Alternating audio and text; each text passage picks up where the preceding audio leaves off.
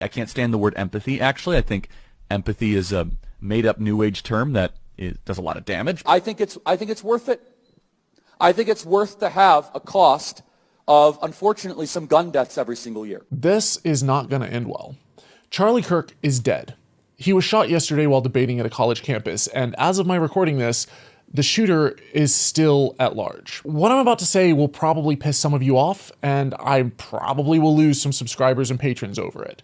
But I don't care. The truth needs to be said because no one in the mainstream is talking about this. Before I pull the pin out of the grenade though, I want to make it abundantly clear that I do not condone violence, and it is a dark place that we've come to in American politics where this is what people feel like they have to resort to. Simultaneously, I refuse to fly this flag at half-mast today because the man who died yesterday was not a hero. As I speak, there is a concerted effort to turn him into a martyr, to weaponize his death as a justification for right-wing retaliatory violence, without the public really being truly aware of who this man actually was and the horrific things that he stood for.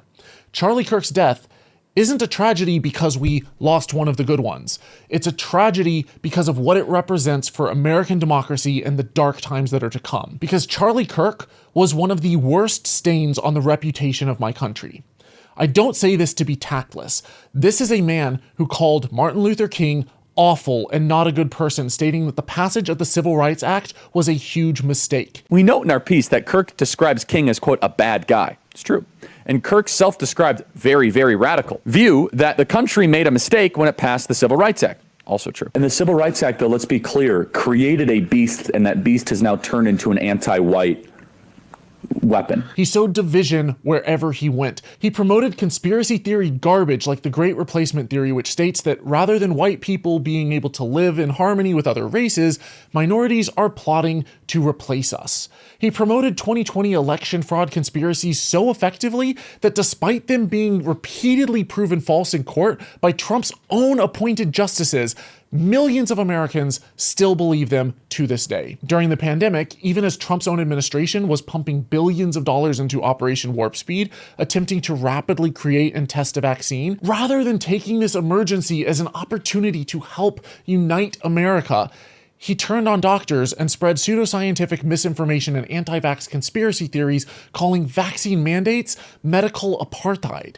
He organized COVID-19 skepticism campaigns on college campuses, which he painted as exercises in critical thinking, but in reality, they were super spreader events where unvaccinated attendees caught the deadly virus and breathed their last breath from a ventilator weeks later, separated from their families. He painted gun deaths as inevitable, and as the bodies piled up, creeping into the thousands during Trump's first term, as children bled out, gripping the hands of their parents in hospital beds around the nation, he nonchalantly stated that gun deaths are an unfortunate but acceptable cost of preserving the Second Amendment. And as LGBT kids across America struggled to come to terms with their identity and faced bullying and religious discrimination, leading to the highest rates of suicide of any demographic, he fomented hatred towards trans people, further stigmatizing an already trampled on and vulnerable minority struggling to simply exist, falsifying statistics to paint them as the problem, even up until his final breath. Charlie Kirk had blood on his hands. He defended the Israeli genocide in Gaza and downplayed Russia's violent invasion of Ukraine as merely a border dispute.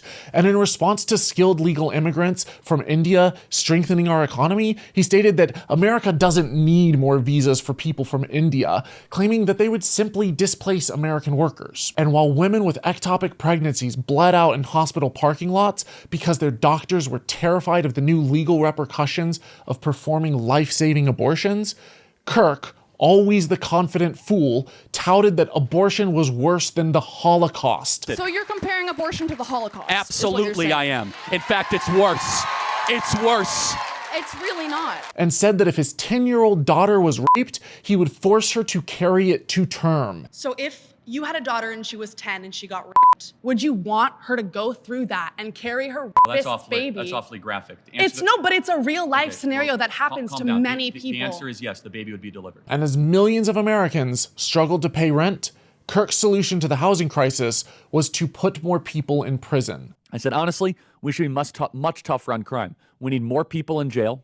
We need more arrests. America has more prisoners than any country on earth, and one of the highest per capita rates. If you believe that this is the land of the free, I've got a rude awakening for you. But when asked by policymakers what his top recommendation was for the Republican Party, he stated that We do not have enough people in jail in this country. this was a community college dropout influencing top Republican lawmakers. He believed that university was a scam, and the only good reason for women to go to it was to find a husband. I'm Addie, and I'm 14. I'm a freshman in high school. I think there is an argument to bring back the MRS degree. And no, seriously. And just be clear, that's why you're going to college, right? Don't lie to yourself, I'm studying sociology. No, you're not. We know why you're here. And that's okay. I say college is a scam, but if you're going to find your life partner, that's actually a really good reason to go to college. And so, yeah, you could go learn some stuff. That's fine, I guess, or whatever. Just don't listen to your professors. Charlie Kirk had no formal education in political science or sociology or criminology, and despite the US having a heavily militarized, needlessly violent police force, which already has tragically higher rates of police shooting than any other developed country on earth, Kirk proposed that we get tougher on crime and bring back public executions. In fact, I even think that we should bring back, public executions on certain people. No. This was not a champion of free speech. This was one of the most vile mouthpieces of America's dark political underbelly, spewing absolute toxic filth. And yet, he was one of the most influential people in the nation, rubbing shoulders with the president and helping sway an election that's led to the downfall of democracy in the installment of a convicted felon and accused pedophile in the White House. Kirk's organization, Turning Point USA, hired over 1,000 employees who swayed hundreds of thousands of voters. He helped roll back LGBT rights, voting rights, immigration rights, and for the first time in history, our daughters will have fewer rights than their grandmothers. In his short life, Charlie Kirk managed to do more damage and more harm than almost any other American in the last 50 years. And yet, his death was quickly politicized as a tragedy. Trump announced that he would posthumously give him the Presidential Medal of Freedom, the highest honor a civilian can receive. I'm sorry, but are we all just gonna forget the abhorrent way that Trump treated an actual war hero, John McCain, and the way that he responded to his death? Oh, and Trump also declared that the flag should be flown nationwide at half-mast for 4 days. When 2 Democratic legislators in Minnesota were shot, they received callous indifference from the president. There were over 140 school shootings in the US in Trump's first term alone. Do you know how many times he flew the flag at half-mast for them? Twice. This is disgraceful. Hundreds, even thousands of firearm deaths are merely unfortunate statistics. So I'm sorry that I'm not shedding a tear over the man who said, I think it's worth it.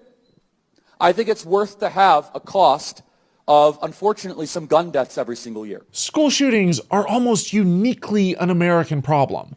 But Charlie Kirk presented a false dichotomy. You can either have freedom or you can give up your guns, as if every free democracy has citizens armed to the teeth, and as if we couldn't at least enact some sensible gun control laws. The biggest tragedy about Charlie Kirk's death was his wasted potential. Here was a bright, capable young man with resources and serious drive who could have accomplished so much good. And instead, he spread Handmaid's Tale levels of theocratic dystopia. And had he actually read his Bible rather than simply using it as a prop to bludgeon those he looked down on, he might have taken a warning from Christ that those who live by the sword will die by the sword. Charlie successfully advocated for the establishment of a fascist regime. The American people have been thoroughly stripped of their rights, watching oligarchs take control of the country. He convinced hundreds of thousands of impoverished Americans to vote against their best interests and for the interests of his organization's ultra-wealthy backers. We are watching our neighbors, many of them US citizens and legal residents, get rounded up, arrested, and held without warrant by masked Gestapo. 70% of us now live paycheck to paycheck and watch in horror as our healthcare coverage is slashed, while our tax dollars fund bombs which right now, as I speak, are being dropped on schools and hospitals in Gaza as part of an ethnic cleansing program by Charlie's friend Benjamin Netanyahu. So are we really surprised that when desperate people helplessly watching their freedoms erode and their very nation descend into a totalitarian theocracy, that there would be backlash, and somehow people are shocked by his specific death? For decades, despite school shooting after school shooting, Republicans completely turned a blind eye and didn't give a flying shit about the deaths of innocent kids. The rights of the gun owners superseded the rights of children to live, to breathe, to pursue their dreams of becoming doctors or scientists.